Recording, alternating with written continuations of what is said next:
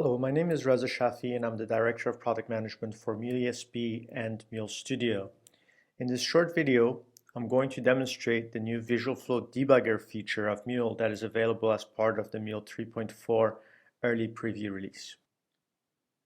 I have here in Studio a flow that begins with an HTTP endpoint, then uses the Twitter Cloud Connector to obtain my Twitter information, goes on to use Data Mapper to generate an XML message, and finally converts the message into an HTTP response using our HTTP response builder.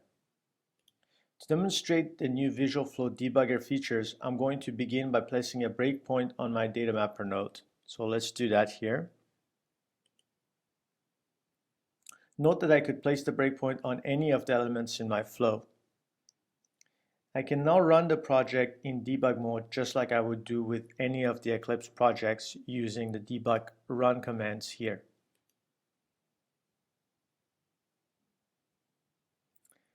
Now that the server is running, I can send an HTTP request to this flow.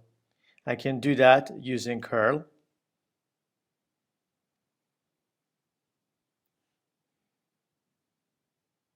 And I should see it stop right away at the breakpoint. And as you can see, that's exactly what has happened here.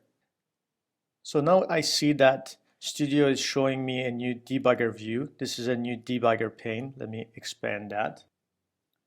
This is the pane that will allow me to inspect the state of the flow at this breakpoint and perform debugging operations.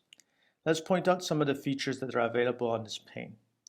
First, as you can see, you can view the entire content of the Mule message on the left section of the pane. So here I can actually go and browse through the payload and look at the value of all of the variables or all of the elements of the payload. You can also actually browse all of the variables and properties associated with the Mule event. Finally, you can also execute any Mule expression language statements and get the results shown here on the right side of the pane.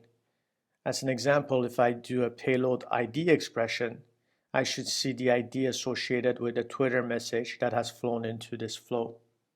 Now that I have looked at the state of the message, I can also navigate the debugger with the standard debugger functions. For example, let me just step through to the next message processor.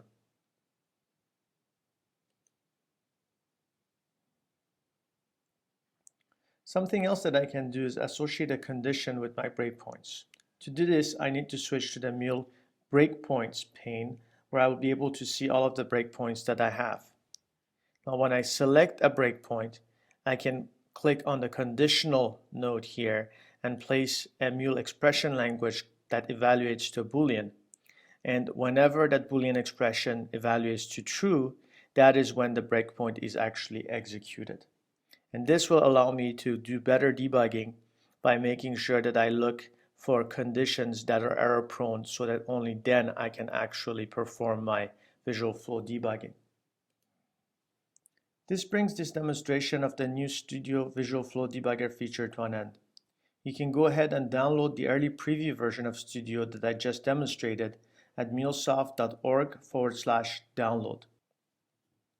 I hope that you get the chance to play around with this feature yourself, and we look forward to hearing your feedback. Thank you.